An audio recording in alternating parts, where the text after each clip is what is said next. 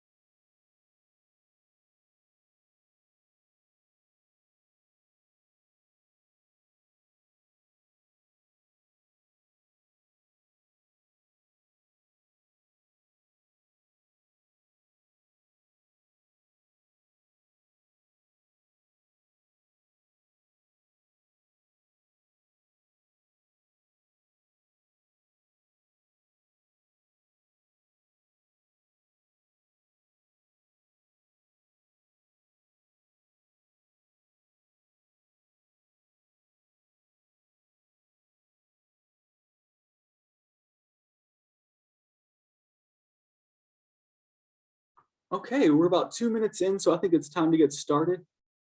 This is the Transformative Analytics session of the 2021 eHealth Summit, and we thank you all for attending. Presenting today will be Angela Taylor and Mike Schutze. And with that, I will go ahead and pass it on to Angela to get us started.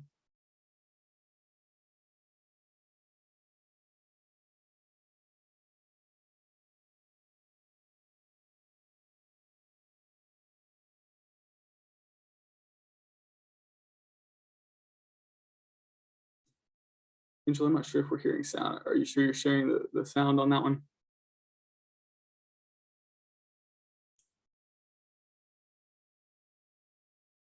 The sound didn't play. No, move your cursor up to the Zoom bar, and you should have view options. And there should be a sound option there. It was just working. I know, we just had it going. All right.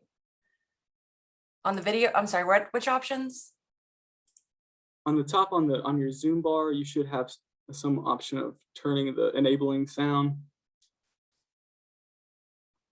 Share sound. Here we go. There Let's try that again.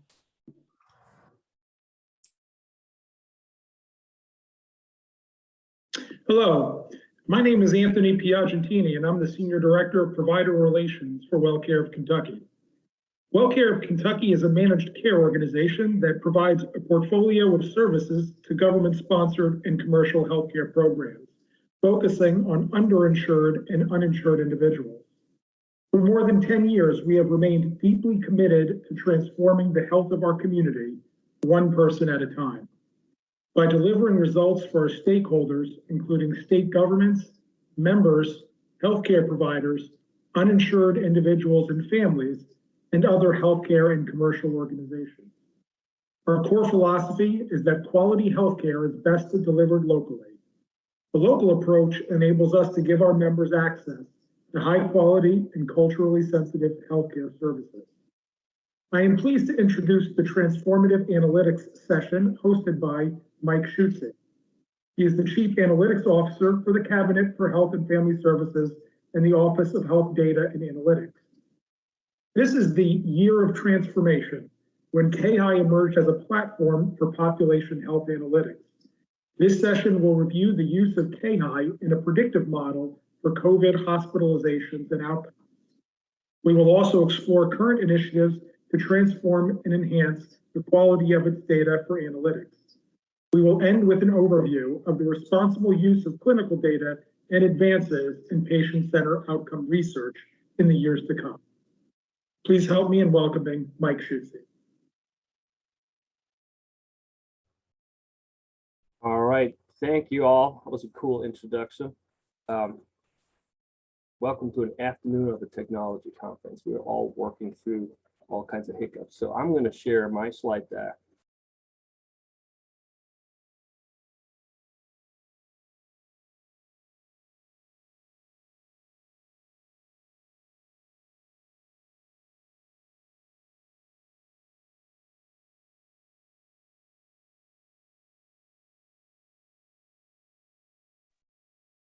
It appears we're having just a moment of technical difficulty. Please bear with us as we fix this real quick.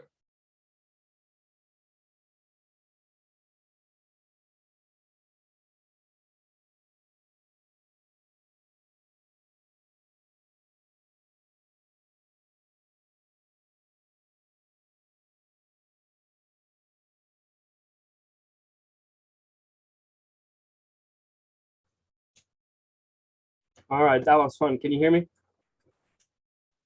Yeah, we can hear So you. again, sorry about that. It just completely died on me.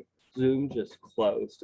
So again, making my point. Welcome to the technology conference. I'm going to share my screen.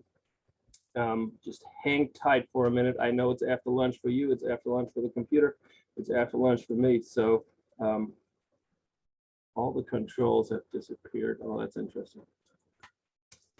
Angela, maybe I'll start talking, and if you can do me a favor and share the slides. That way we can make sure we stay up with the material.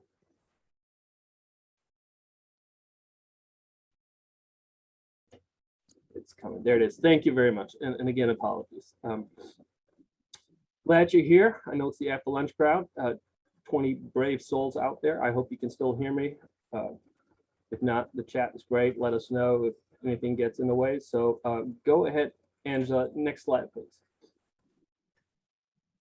So the introduction just covered exactly what we said we were going to talk about. So I think we're going to skip over this, but by and large, our session is going to talk about population health analytics. We're going to look at the quality of the data and the importance of the quality of the data, which I know most of you will appreciate. And then we'll start to look forward to how can we use some of this data in KHI and other resources that we have available to us in patient-centered outcomes research. Next slide, please. Okay, here we are. So I'm Mike, that's Angela, and that's my, as far as it goes, with my Joe Buck impersonation. So I'm the Chief Analytics Officer. Angela Taylor is the Data Architect in the Office of Health Data and Analytics, and we'll guide you through this discussion today. I truly do hope it's a discussion. I almost want to call it a workshop, but again, glad you're here. So let me tell you just briefly about the Office of Health Data and Analytics, and I'm sure you have heard Andrew talk a lot today about the Division of the Health Information Exchange and KHI, and that's why we're all here. However, the office is bigger than that. We have a number of really neat divisions and cool projects that we work on. So Angela and I, of course, are in the Division of Analytics. That's the work we do.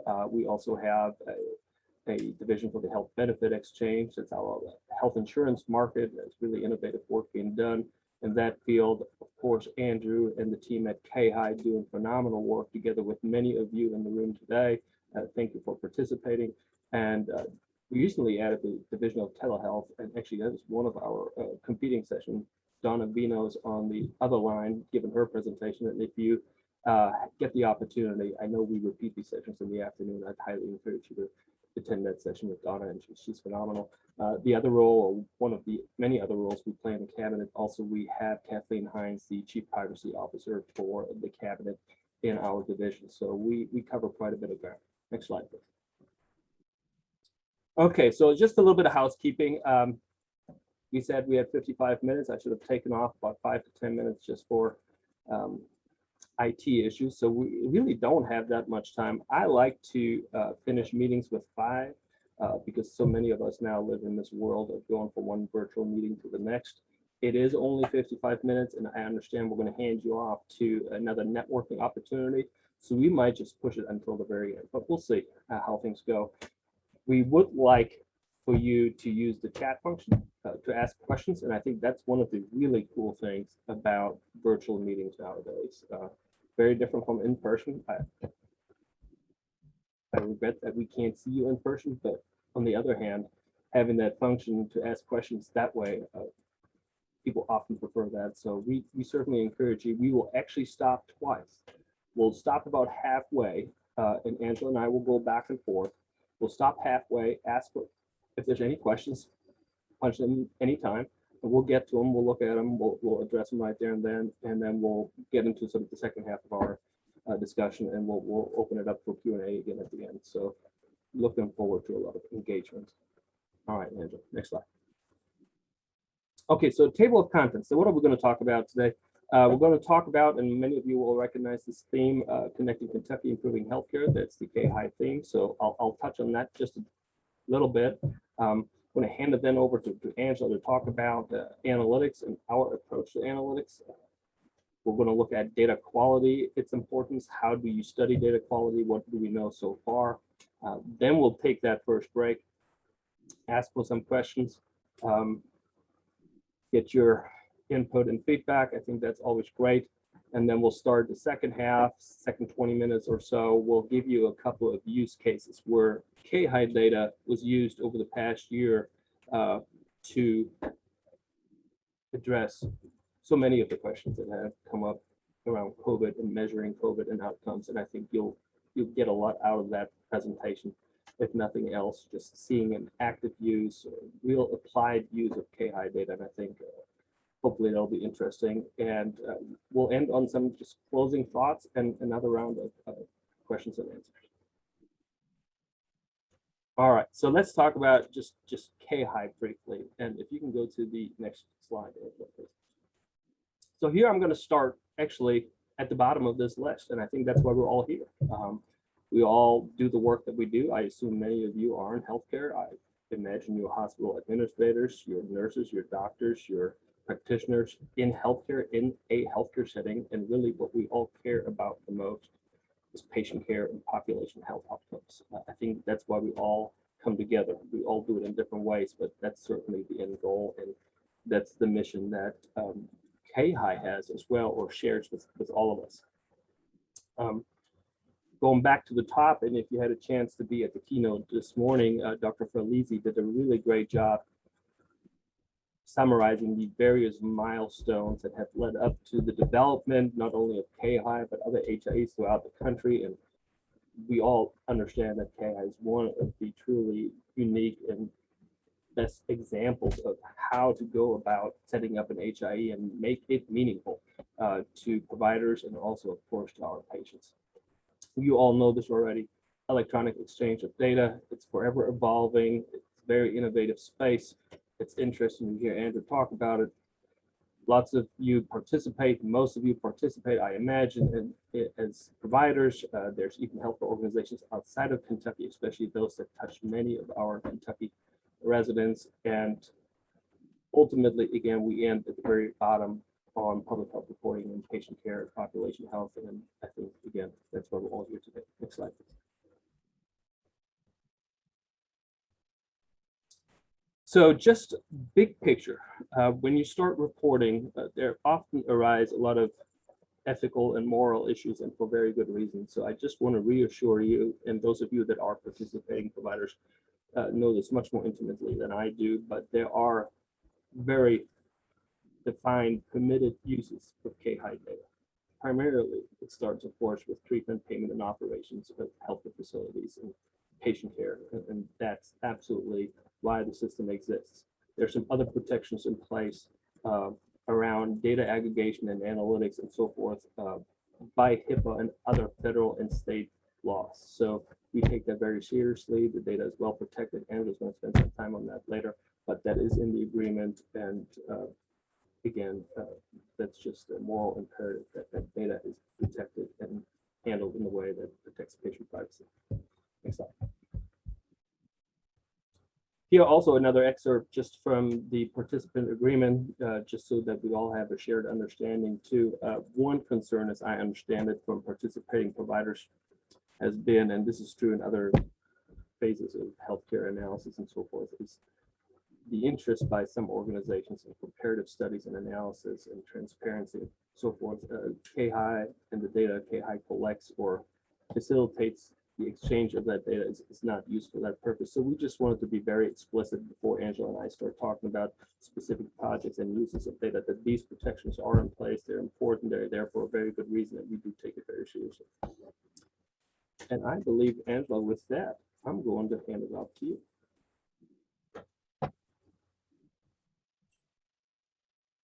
Thanks, Mike. So I'm going to talk about analytics specifically as it applies to the Office of Health Data and Analytics and my group in particular.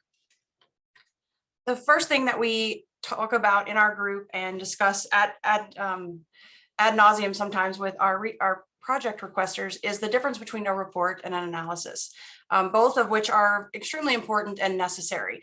But a report is essentially a written or spoken description of the situation, and an analysis is we start looking at and trying to understand the data.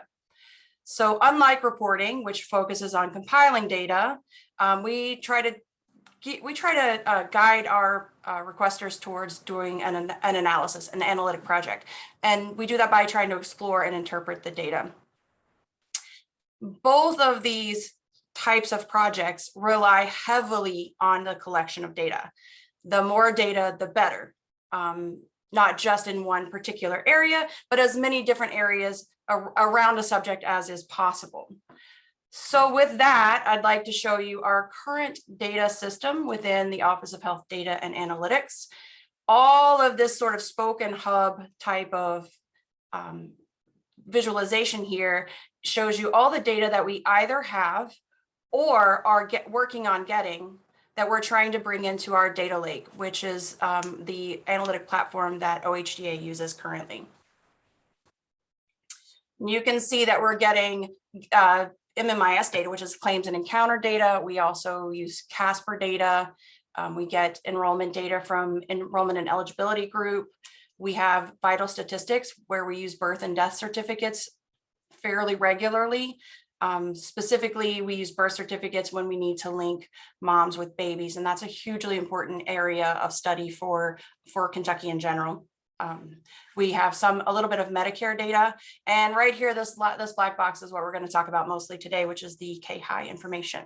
So we take all of this data in. A lot of it is already linked. Some of it we link ourselves, but you can see that I've also tried to identify how this information gets linked. Within the data link, there are personal identifiers. We strip all of that out and make it de-identified and create data marts and limited data sets. This is the data that the researchers and the analytics group will use to perform either reporting or analytics. So now that we have all that data, here's the fun part, right? Ultimately, we needed to ask a question of the data. So I gave you a couple of examples of projects that we have been asked. These are real projects that OHDA has been asked to perform. The first one is just how many Kentuckians were enrolled in Medicaid since the start of the pandemic. And the second one is, do syringe service programs affect the health of persons in the counties in which they open? So you can see that there's a very different feel for these questions. And one is a report and one is an analysis. The second one, the analysis request, took a long time. It took us a long time to gather that data. It took us a long time to integrate that data, link it all together, and then truly do some analysis around it. It probably took 6 months for us to even get the first thing out the door. It took a couple of years to get a really good understanding of how syringe service programs affect health in those counties. And it's such an interesting project that we actually are publishing a paper on it. So reports are easy, usually they're easy and quick, and we can give you an answer and explain what is in the data, show you what is in the data. But if you want to know what that data means or what it could possibly mean or how it could affect policy, then that just takes a little bit longer. So when you start thinking about getting data, you have to think about what is it that you want to ask. Do you want to know what it looks like, or do you want to know what it means? So reporting and analytics are literally just different uses of the exact same resources, and both are, again, needed and useful.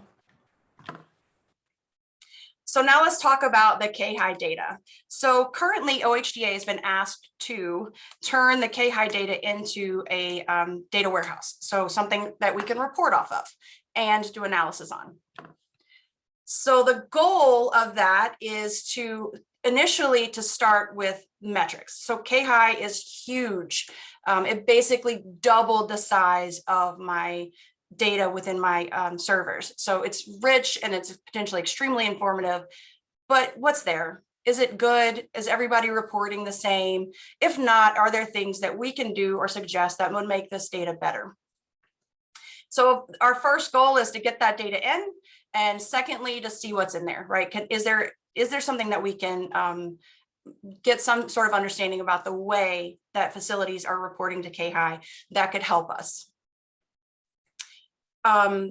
So this is some of the quality reporting that we've been asked to look at. We've just started this process. I'll talk about how long it took to get this data in just a second, but we're looking at just who's putting the data in, how often are they putting it in, how quickly are we getting it, basic information about what's in KHI. So KHI, as you know, is in XML7 format, and that's very different than a relational database.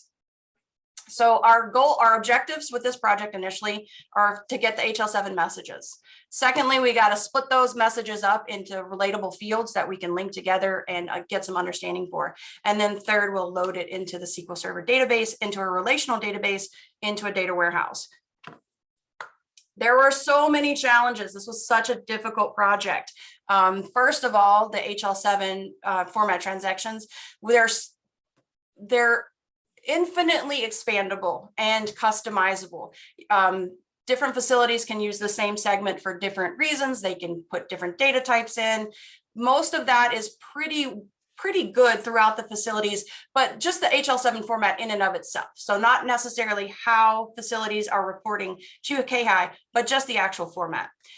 It requires an XSD to parse the messages. So that's a little bit of a techie term, but basically it just says this message means this, and this is how big it should be, and this is how many sub-segments there are, and what those mean.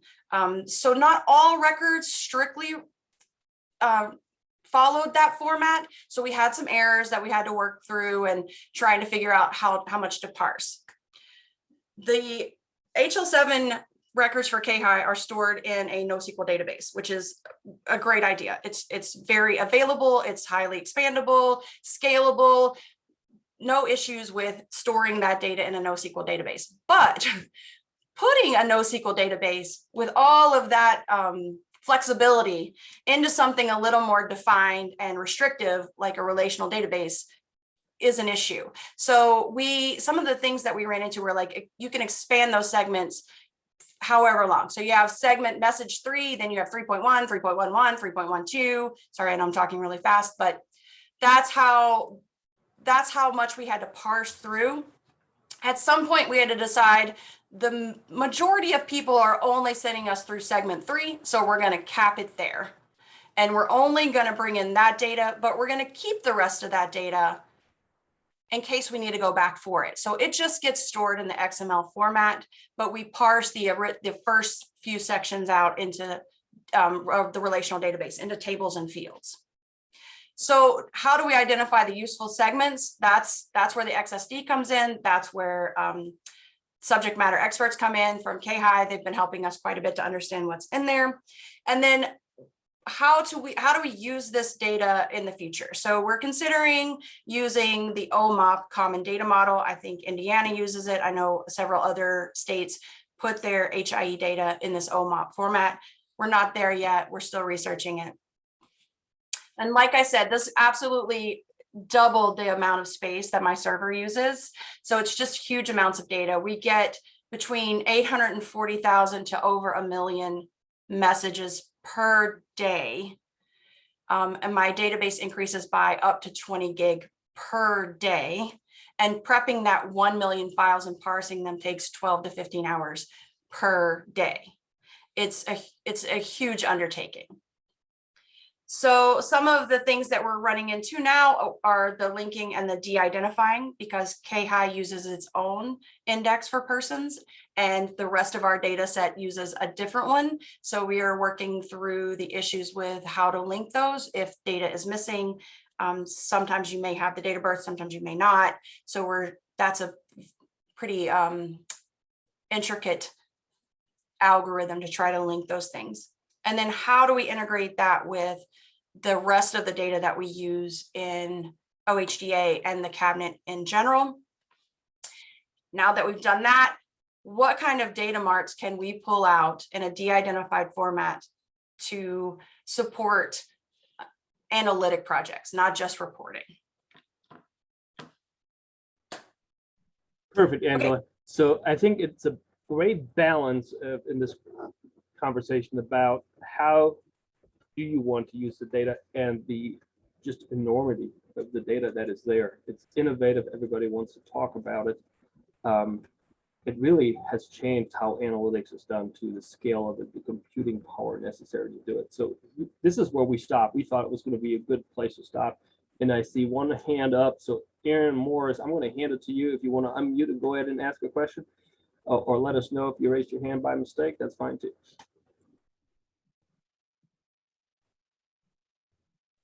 Okay, the hand went down. So we fully want you to ask questions, and that's a sort of a premise we come back to, is we are integrating all of this data.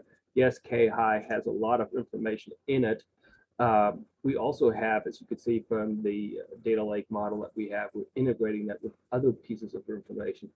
And the process of thinking about the question that you want to ask, the way that Angela described it, is really challenging. It's really overwhelming sometimes. So I'm checking the chat, but so I did get one question, Angela. Question about, is this data available to just anyone? Oh, that's a great question. I'm going to say yes and no. It is available to you as a researcher or as a request, but there are a lot of rules and regulations surrounding it. So I'm just going to flip back up to my data sets really quickly and just remind everyone that OHDA does not own any of this data. It does not belong to us. And we take great care in protecting it and making sure that it is only given to people that are allowed to have it and at what level they are allowed to have it. There's a pretty lengthy process with governance and security. So if you wanted to get this data, you would first interact with our privacy team and our DUA team. There's legal documentation and rules and regulations. And we never, ever give out data. Like, we would never give K-High data to anyone without express written approval from K-High. So we are able to do all of these things as long as you are allowed to have those things. Great, thank you. Another question we got from Diana. Thank you, Diana. Anecdotally, just talking to some folks, I know we've talked to Indiana a fair amount. They're a few years ahead of us analytically using the data. I think Maryland, the CRISP system, they too are learning how to use the wealth of this data, the mere scale of this data.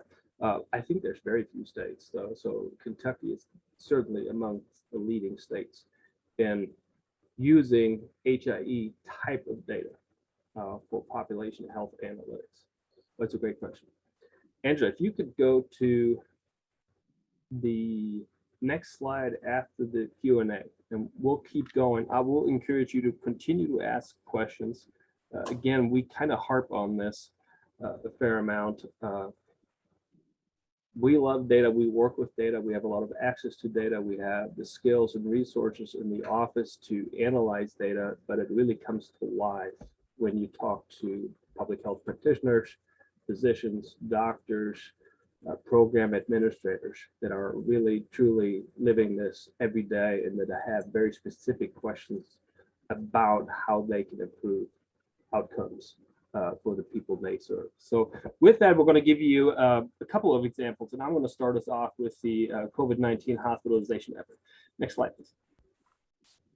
So some of you, I've presented this a few times over the last year because I think it's a really good example of how KI has been used over the last year. And it's true for KI, and I think somebody said it this morning. I think Secretary Friedlander said it's really the COVID crisis, if you will, has really accelerated the development of a lot of these technology initiatives, and that's certainly true for KI and using the data for COVID. So March of, if you can remember, when the pandemic started in March of 2020, we very quickly convened a group of state university partners from throughout Kentucky, physicians, deans of the various schools of medicine and public health, a number of informatic leaders, because everybody wanted to know, March of last year, well, what's really going on out there, what should we expect. You probably remember the discussion about limited resources and so forth,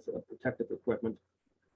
And we started to use an off-the-shelf solution that a company had made available that met the need probably of the first month or so, but it wasn't customizable. You could enter a few population demographic type of data points and it would give you a projection. It just didn't quite meet our needs. So then we had the opportunity to work with an economist, Dr. Saeed Karimi at U of L, who had specialized in this particular work. He'd worked with the group up at the University of Washington that did a lot of that early modeling. It continues to do so. And we started working with him on a model specific to Kentucky using K-high data. So there's the website there if you want to read it up. We're continuing to publish. He's continuing to publish this work. We're ongoing, have an ongoing project to build on that work we did last year with Dr. Karimi, and I'll show you a couple pictures here in just a minute. Angela talked about data quality challenges right out of the gate. One thing that was really interesting to me, since I hadn't physically worked with K-high data, was a lack of standardization. And that was true. I made a number of phone calls throughout the country, and that was true generally. It's a lack of standardization of the data in HIEs. And one thing that stymied us right out of the gate was not being able to say when a patient transferred to an ICU stay and then was discharged from that. Just that level of data was just hard to aggregate because each hospital would code it differently. So that was a challenge too. And then that notion too of K-high, we often think about, and it is true, it is real time in the sense of patient care. If you're with your provider and he or she enters notes into the system, they're immediately available for any of your other providers. But in terms of reporting, the data changes a number of times over the intervening weeks.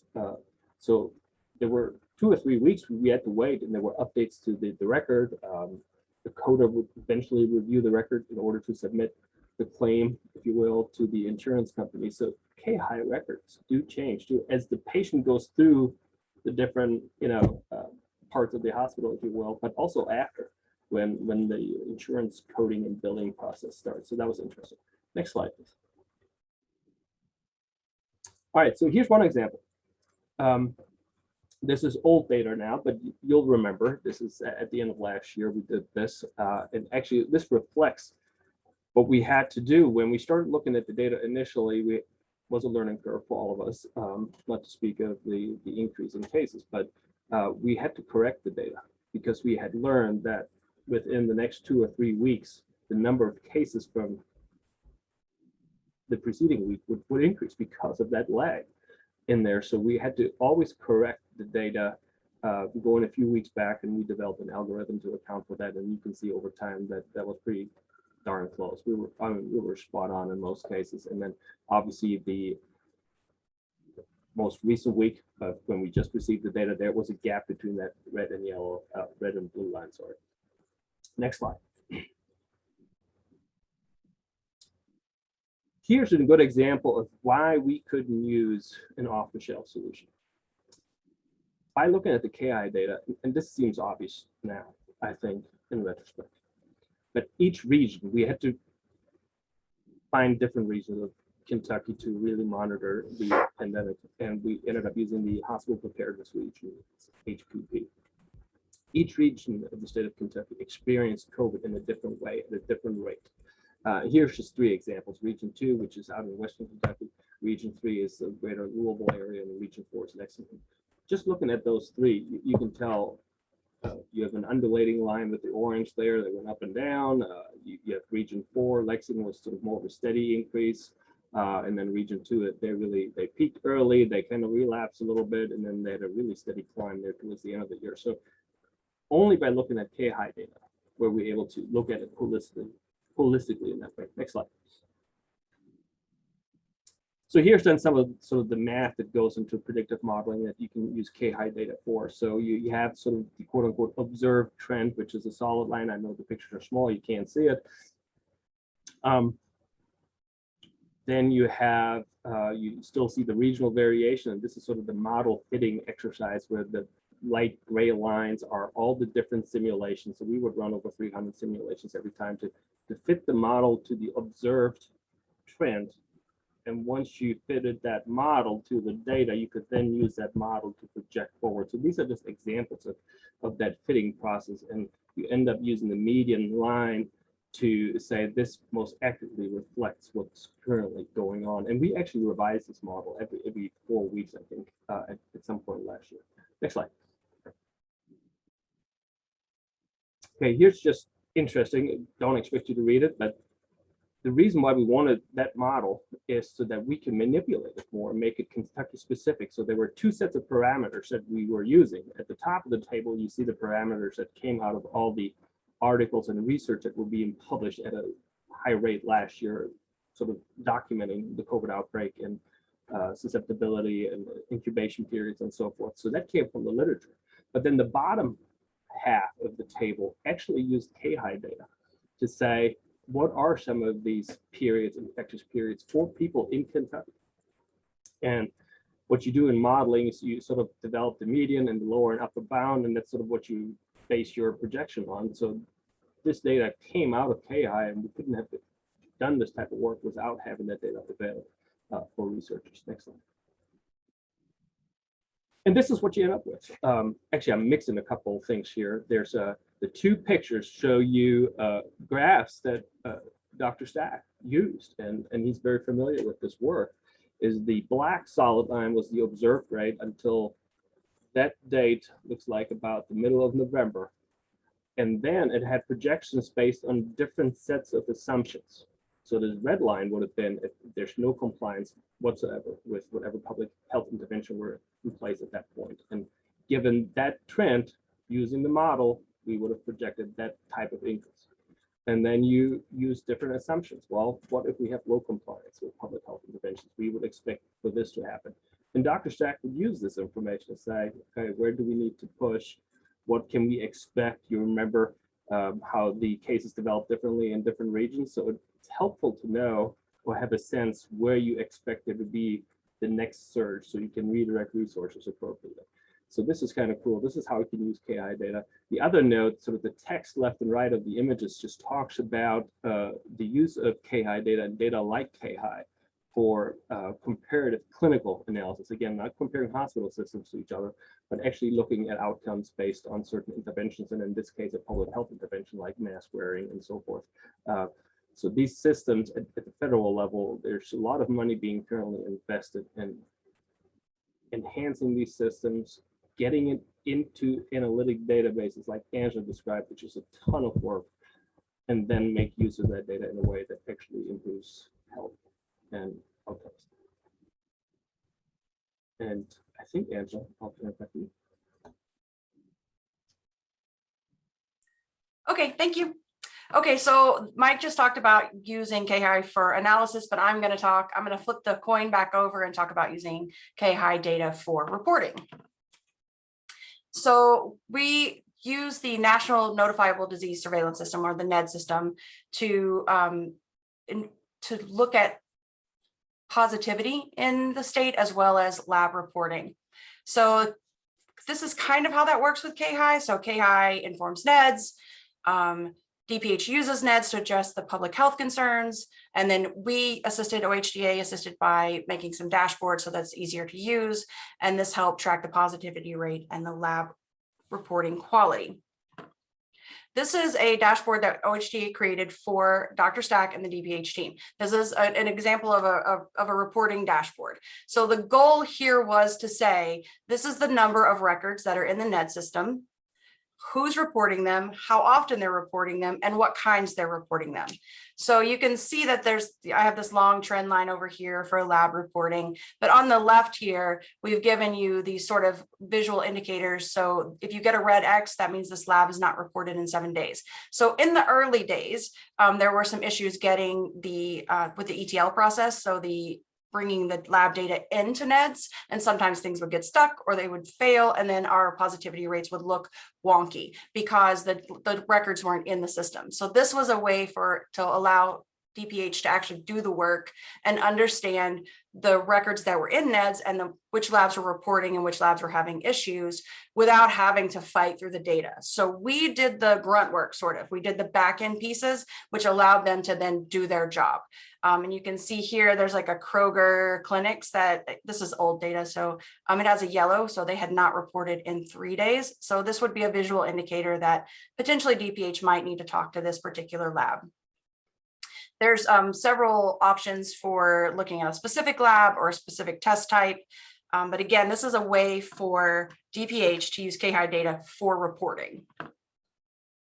So accessing the KHI data directly could have sped all of this up, right? Because we all know that every state, across the country, across the world had this sort of issue with understanding this pandemic as it was happening, because this data wasn't already being used in this fashion. So KHI informs NEDS, then OHDA gets NEDS. Really let's just close the loop there, right? Obviously we still need to report to NEDS, that's a requirement. But if we can get ahead of that, we can get more timely reporting and analysis and address the quality issues sooner. So if we could see that those labs weren't reporting or that those records weren't being loaded sooner, rather than having a DPH epidemiologist spend days trying to figure out what's going on, then we could have been a little more on time with the positivity rates and all of that information for the public, for the Department of Public Health and for the officials making policy. All right, Mike, it's back to you. All right, so thank you. I just posted a question in the chat, and we have enough time. We have about 10 minutes. I have some closing thoughts, but I would really love to hear about things you would want to know if you had this data available to you as providers, public health practitioners, and so forth. What is critical to you over the next year to learn, knowing now the type of data that is available in KHI and the various other systems we have available? I would love to come back next year at the summit and speak directly to some of those ideas that you have, because it's those ideas that drive analytics, and this being such a rich new addition to the analytics space, HIE data, I think there's a lot of opportunities. So I'd love to hear your thoughts on what's top of mind for you. Okay, next slide, please. All right, so here's another buzzword, and analytics and healthcare in general, I think it's full of them, and I think it's great, keeps things lively and exciting. Whole person care.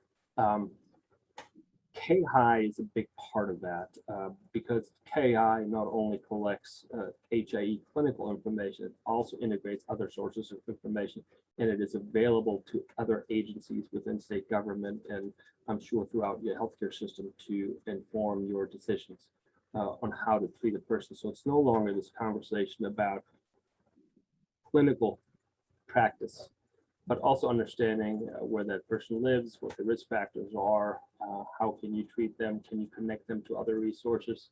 So it's really,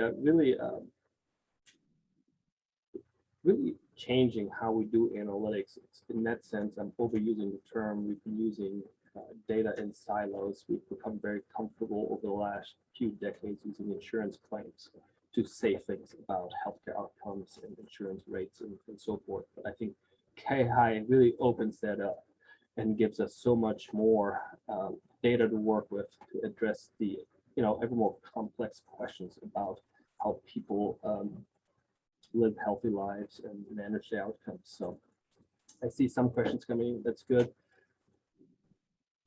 Understanding the full spectrum of disease, that's a big part of it. Complete patient characteristic demographics, comorbidities too, as patients move to through different levels of care. I think that's great. Having one repository where that information is kept, and I think there's some really neat initiatives underway at DCBS. Secretary Friedlander mentioned it this morning. Improving child welfare outcomes, that's certainly important. Behavioral health, I think Dr. Farlisi mentioned that this morning. New funding available for HIEs to address addiction and recovery. I think those are all great sources of uses of KI. Next slide. Here's another program I want to brag on, not something Angela and I work on directly, but the integration of social determinants of health, generally speaking, but also in KI, and then surfacing that information in other systems or vice versa. So Connect Resources is another great way. If you haven't been to that website, it's a website that the CHFS maintains, helps to connect people to resources, housing, food, education, substance abuse, all types of different issues, re-entry from incarcerations and so forth. Great source of data. We only understand Kentucky sort of holistically. We don't follow individual people, but by understanding it holistically, I think it can inform how you work directly with your clients, and all of that information is becoming available, and it's really exciting. Next slide. And I think this is the last slide before we open up for questions with the time that we have. And I started the presentation, and Angela has touched on it a number of times. Data protection, ethical and moral use of data for analytics is always top of mind for me. We've had some really great partnerships throughout the country with other states, other universities, other organizations that do the type of work that we do. And there's really a body of knowledge out there way beyond HIPAA alone. HIPAA sort of sets the standard in terms of what data is available, how it can be shared, if it can be shared at all. There's a lot of data that can't be shared, and rightfully so. But a lot of these frameworks have been developed, and I particularly like the group at the University of Pennsylvania, AISP. We've worked with them. You see this map here with network sites and developing sites. Kentucky is one of the network sites. We spent about 2 years with them, learning from them, their experience of how to approach building integrated data sets. The way Angela described them, it's a lot of work. You need to check all the boxes. It's de-identified data at a level that's important to analytics. And there's a lot of resources out there. If you are interested, and this is a good one if you want to spend any time reading up on that. But we do take that. It's paramount. It's very important to us. So with that, we got 8 minutes. We're going to flip to the last slide, which is questions and answers. And Angela, wondering if you've read the chat, or where do you want to start? I have not, because I'm sharing. I can flip on Oh, it if you good. read the questions. Yeah, I can. Let me read a question, and just bear with me, you all. I'll read first, and then I'll try to summarize.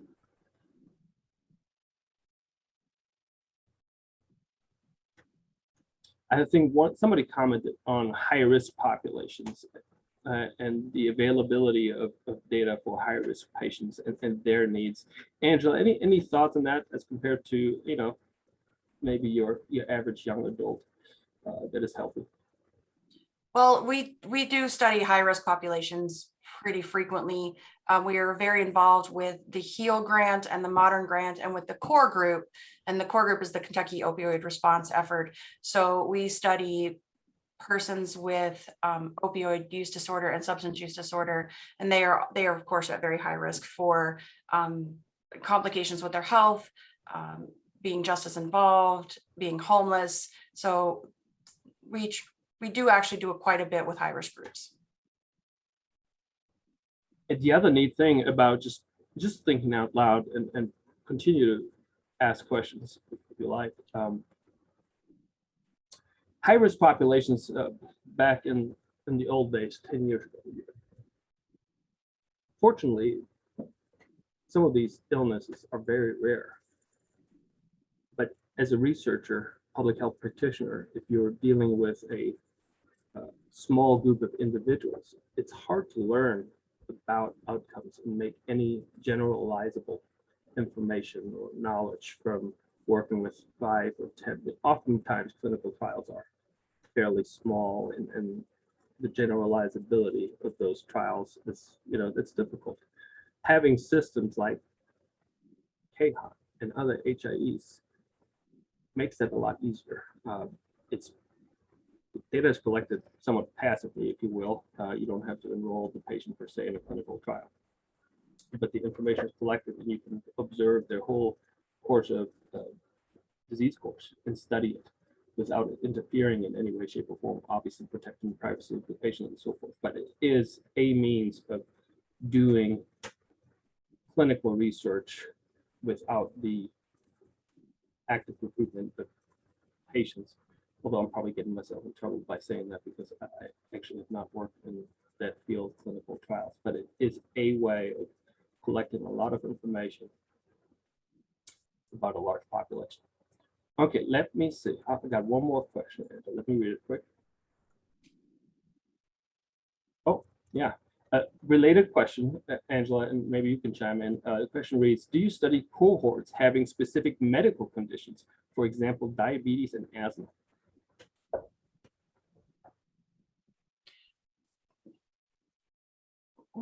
Oftentimes we look for whatever population we're studying and then look for what comorbidities they have.